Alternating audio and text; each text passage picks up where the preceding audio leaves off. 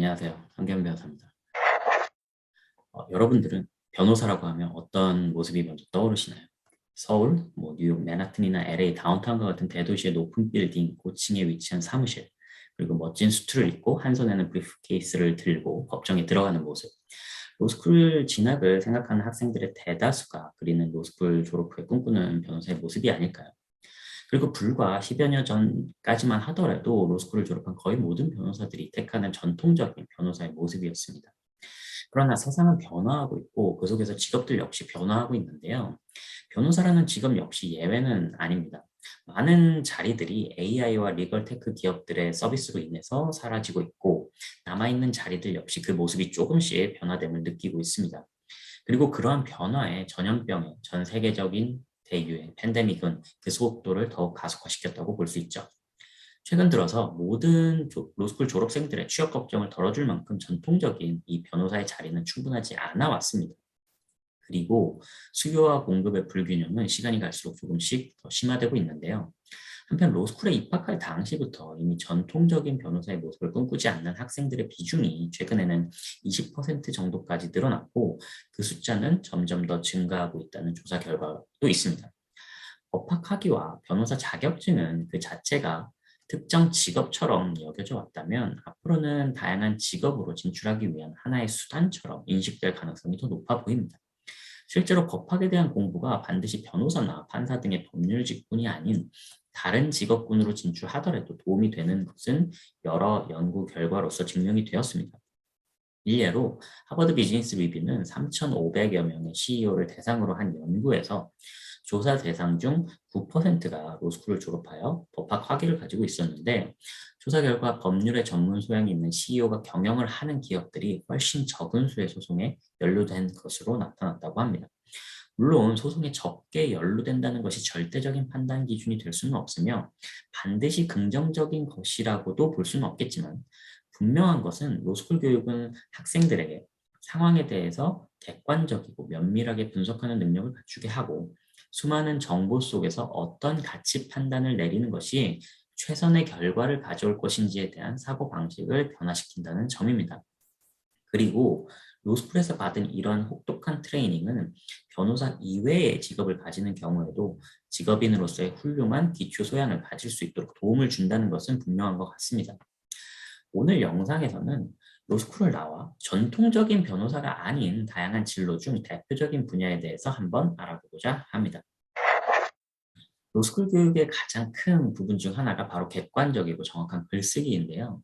따라서 상당수의 로스쿨생들이 졸업 후 저널리즘 분야로 진출하곤 하는데 특히 미국에는 법률과 관련된 뉴스만을 집중적으로 다루는 미디어들이 많이 있습니다. 꼭 법률 미디어가 아니더라도 사회적 문제나 비리를 조사하고 비판하는 데 있어 기자가 가지고 있는 법적인 지식은 기사의 탄탄한 토대를 만들어줄 수 있습니다. 미국의 유명 채용 정보 사이트인 리크루터에 따르면 법률 저널리즘 분야로 진출할 경우 예상되는 연봉 수준이 하위 25%가 약 37,293불에서 상위 25%는 약 57,000불 정도로 나타났습니다. 로스쿨에서는 기존에 제정되어 있는 법을 가르치는 부분도 있지만 더 중요한 교육은 바로 법률을 어떻게 조화롭게 해석할 것인지입니다. 따라서 로스쿨을 단순히 지식을 전달하는 학습 기관으로 보는 것보다는 학생들로 하여금 기존의 법률 및 판례가 나오게 된 배경과 이에 대한 비판, 다른 법률 또는 선례들과의 보다 더 조화롭고 합리적인 해석이 가능하기 위한 논의를 끊임없이 하도록 요구하는 전문 훈련 기관으로 보는 것이 타당합니다. 정부는 정책을 만들고 관리하고 시행하기 위해 법률 전문가들의 자문의 상당 부분을 의존하게 되는데요. 특히 공직에서 입법 분야에 근무하는 사람들은 연방 법률 및 각 주법에 대한 기본적인 이해가 바탕이 되어야 합니다.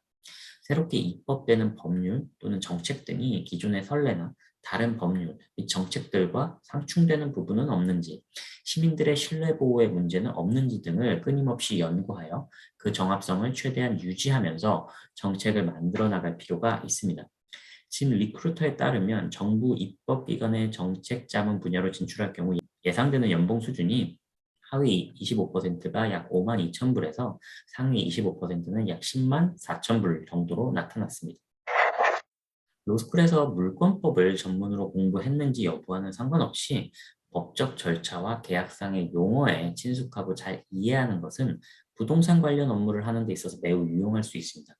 특히 부동산 거래에는 많은 법률적 서류 작업을 수반하며 의뢰인을 대리하여 명확하고 설득력 있는 주장을 구성할 수 있는 능력 역시 부동산 거래 협상 시 엄청난 자산이 됩니다. 또한 캘리포니아에서는 법학 학위를 취득하고 캘리포니아주 변호사 회원이면 부동산 에이전트 시험을 보기 위한 필수 교육 과정을 면제받을 수 있는 장점이 있죠. 짐 리크루터에 따르면 부동산 에이전트 분야로 진출할 경우 예상되는 연봉 수준이 하위 25%가 약 5만 2천 불에서 상위 25%가 약 10만 불 정도로 나타났는데 부동산 가격이 올라가고 거래가 많은 요즘 같은 시기에는 전체적으로 부동산 에이전트들의 연봉도 많이 증가할 것으로 보입니다. 전통적인 변호사로서 로펌이라는 직장에서 벗어나서 새로운 분야의 업무에 도전하려는 변호사들이 가장 많이 진출하는 분야가 바로 투자은행, 기업의 컴플라이언스, 회계 법인에서의 텍스 컨설팅 등이 있습니다. 짐 리크루터에 따르면 이러한 컨설팅 분야로 진출할 경우 예상되는 연봉 수준이 하위 25%가 약 5만 불에서 상위 25%가 약 10만 4천 불 정도로 나타났는데 자신이 가진 전문 분야가 특이하고 그 전문성이 높을수록 연봉이 기하급수적으로 증가할 수 있는 매력적인 분야이기도 합니다.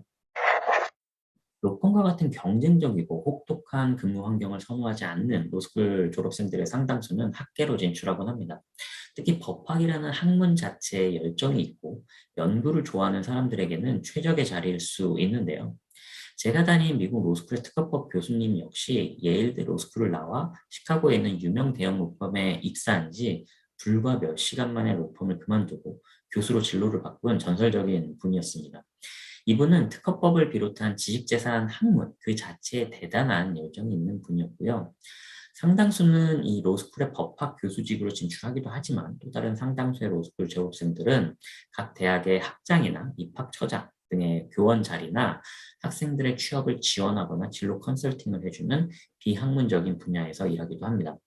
짐 리크루터에 따르면 이러한 컨설팅 분야로 진출할 경우 예상되는 연봉 수준이 하위 25%가 약 4만 5,500불에서 상위 25%는 약 8만 불 정도로 나타났습니다. 앞으로도 미국 로스쿨, 미국 변호사 자격을 취득한 후에 진출할 수 있는 진로는 더욱더 다양해질 것이고 수많은 직업들 간의 경계가 조금씩 무너질 것으로 예상이 됩니다. 변호사라는 직업 자체를 희망하지 않더라도 로스쿨에서 배우는 지식과 직업인으로서의 훈련은 반드시 법률 분야가 아니더라도 업무를 하는 데 있어서 많은 도움이 될 수 있음은 분명해 보입니다.